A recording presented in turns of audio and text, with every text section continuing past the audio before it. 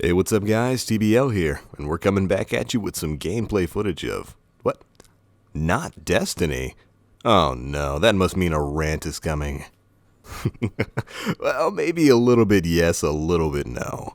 Gonna be bringing you guys some Call of Duty Modern Warfare 3 gameplay on the PlayStation 3.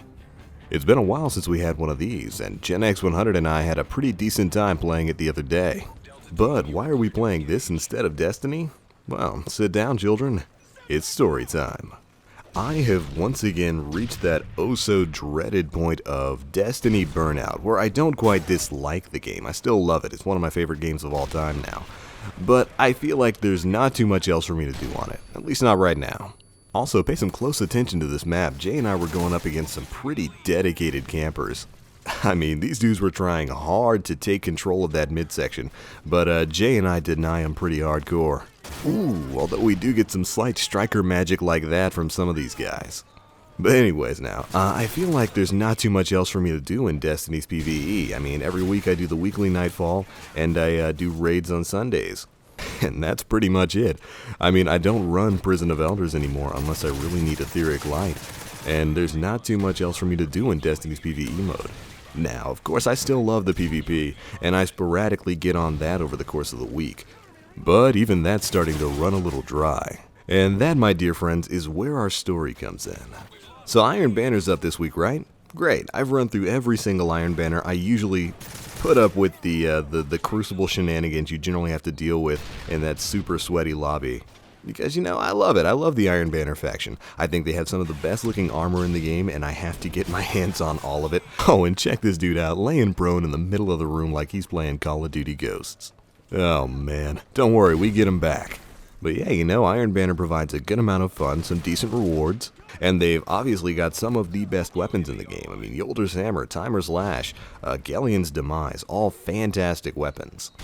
So, you know, I get strapped up, I put on my best armor, my best sets, rocking that Warlock with 100% intellect and 98% discipline. I get my Thorn and my last word, I'm ready. You know, like right now, I got Gen X100 watching my back, so we jump right into the Iron Banner, and immediately regret it.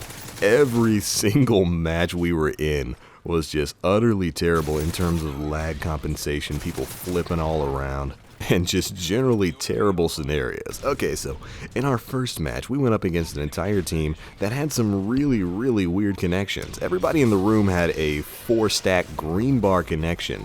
But there were two guys on the top of the enemy team who were just kind of teleporting all over the place.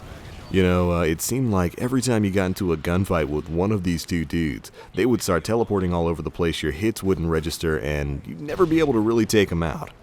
Now, at first I thought it was me. I figured, oh, well, maybe our connection's not looking too hot right now. But we were still rocking green bars, and I run my PS4 off of a LAN connection. So, generally my connection is fairly pristine. So, you know, I'm fairly certain it's not me. So I start watching these guys, and you know, I notice these guys, their connection seems just fine when they're running around, but the moment they notice you, the moment they lock eyes with you and you get into a head-on-head gunfight with them, they start teleporting around like they got 1 bars.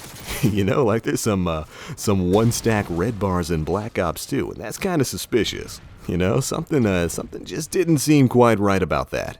Now, am I saying these two dudes were lag switching? No, obviously not. I don't really know if they're doing that or not. All I'm saying is that they were at the very top of the room, and they were a little bit on the suspicious side when it came to connections. And again, only if you were having a head-to-head gunfight with them, if they knew you were there.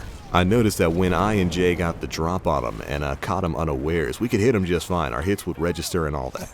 And of course, we all know Bungie has addressed the fact that lag switching and people who abuse bad connections in Trials of Osiris and Iron Banner are a thing. They actually had to go on the banhammer yesterday.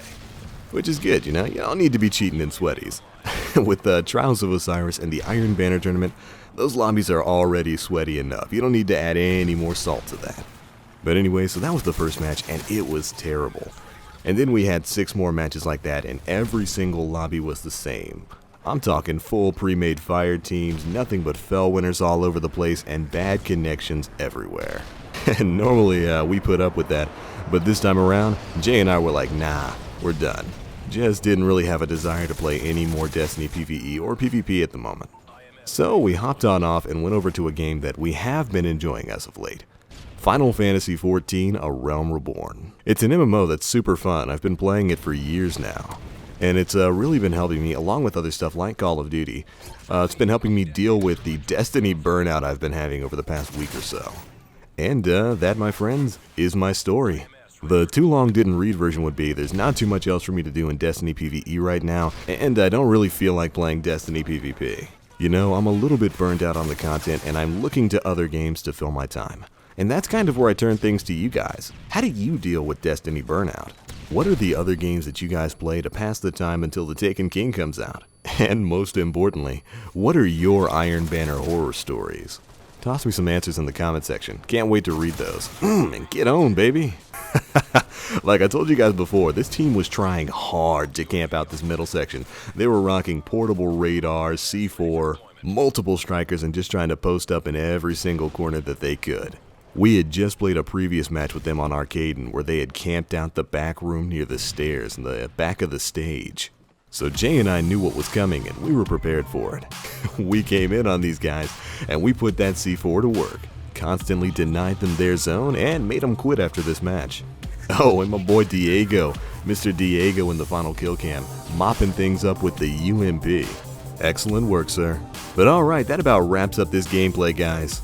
We did wind up going 23-8 while Jay went 20-11. Not too bad at all. Don't say a Nintendo guy can't step over to PS4 and Xbox land and put in some work. And of course, if you guys like what you saw here, do feel free to check out my channel where you can find a ton more gaming videos coming out soon. Anyways, it's going to be it for me now. As always, I am the Black Link. You guys stay frosty.